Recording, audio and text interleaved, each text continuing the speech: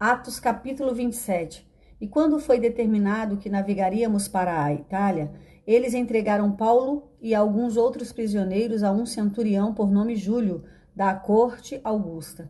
E entrando em um navio adramitino, pronto para navegar pelo litoral da Ásia, partimos, estando conosco um tal Aristarco, macedônio de Tessalônica. E no dia seguinte chegamos a Sidom, e Júlio, tratando Paulo gentilmente, lhe deu liberdade de ir até aos seus amigos para revigorar-se.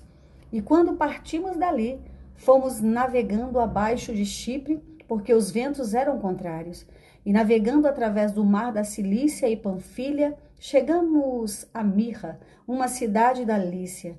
E o centurião, tendo achado um navio de Alexandria, que navegava para a Itália, nos fez embarcar nele. E navegando lentamente durante muitos dias, e tendo chegado com dificuldade defronte de Quinido, o vento não permitindo, navegamos abaixo de Creta, diante de Salmona. E passando-a com dificuldade, chegamos a um lugar chamado Bons Portos, próximo da cidade de Lazeia.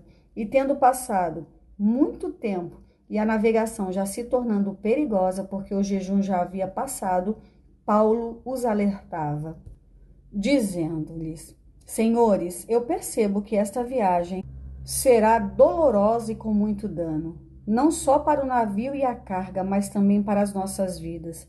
Mas o centurião acreditava mais no capitão e no dono do navio do que nas coisas que Paulo falava. E como aquele porto não era adequado para invernar, a maioria aconselhou que partissem dali para tentar chegar a Fenícia, que é um porto de Creta em direção ao sudoeste e ao noroeste, e ali invernar. E soprando um vento fraco do sul, e supondo eles ter obtido seu propósito, levantando âncoras, eles navegaram próximo a Creta. Mas não muito depois levantou-se um vento tempestuoso chamado Euroaquilão, e apoderando-se do barco e não podendo endireitá-lo em direção ao vento, desistimos e ficamos à deriva. E correndo abaixo de uma ilha chamada de Clauda, tivemos muito trabalho para recolher o bote. Tendo-o recolhido, reforçaram o navio com cordas, temendo ficarem presos na Sirte. Arriaram as velas e deixaram-se levar à deriva. Sendo nós agitados excessivamente por uma tempestade, no dia seguinte eles aliviaram o navio. E no terceiro dia nós lançamos ao mar com as nossas próprias mãos os aparelhos do navio. E nem sol, nem estrelas aparecendo por muitos dias, e uma não pequena tempestade nos pressionando, perdemos toda a esperança de sermos salvos. Mas após longa abstinência, Paulo se levantou no meio deles e disse: Senhores, devíeis ter me ouvido e não ter partido de Creta, e assim evitariam este dano e perda. E agora eu vos exorto para que tenham bom ânimo, porque não se perderá a vida de nenhum homem dentre vós, somente o navio. Porque esteve comigo esta noite o anjo de Deus, de quem eu sou e a quem eu sirvo, dizendo: Não temas, Paulo, é necessário que sejas levado diante de César, e eis que Deus te deu todos os que navegam contigo. Portanto, senhores, tende bom ânimo, porque eu creio em Deus que será assim como me foi dito. É, portanto, necessário irmos encalhar em uma ilha.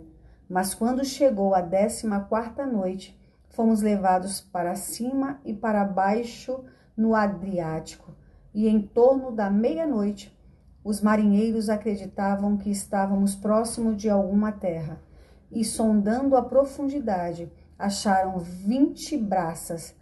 Passando um pouco mais adiante, voltando a lançar a sonda, acharam 15 braças.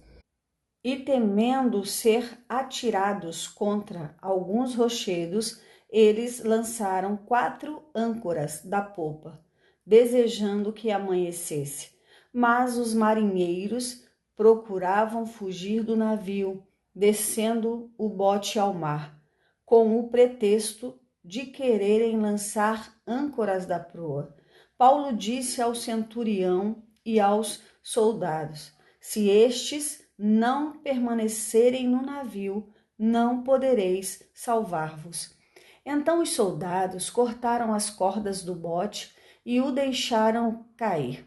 E prestes a chegar o dia, Paulo pediu a todos para se alimentarem, dizendo: este já é o 14º dia que esperais, continuando em jejum, não havendo provado nada.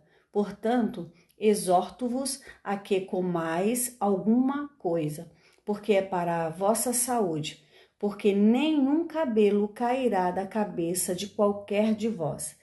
E tendo falado isto, tomando o pão, deu graças a Deus, na presença de todos eles, e partindo, começou a comer. E tendo já todos bom ânimo, eles também se alimentaram. E éramos ao todo no navio 276 almas. E quando eles tinham comido o suficiente, aliviaram o navio, lançando trigo ao mar. E sendo já dia, não reconheceram a terra, mas descobriram uma enseada que tinha praia e na qual decidiram sobre a possibilidade de encalhar nela o navio. Desprendendo, pois, as âncoras, as deixaram no mar, soltando ao mesmo tempo as amarras dos lemes e içando ao vento a vela de proa, dirigiram-se para a praia. Tendo chegado a um lugar de encontro de duas correntes, encalharam o navio e, fincando-se a proa, tornou-se imóvel, mas a popa estava quebrada com a violência das ondas, e os soldados se aconselharam a matar os prisioneiros, para que nenhum deles escapassem nadando. Mas o centurião, querendo salvar a Paulo, manteve-os longe de seu propósito, e mandou que os que pudessem nadar se lançassem primeiro ao mar e alcançassem terra, e os demais, uns em tábuas e outros em pedaços quebrados do navio, e assim aconteceu que todos escaparam seguros para a terra. Bíblia Sagrada King James 1611.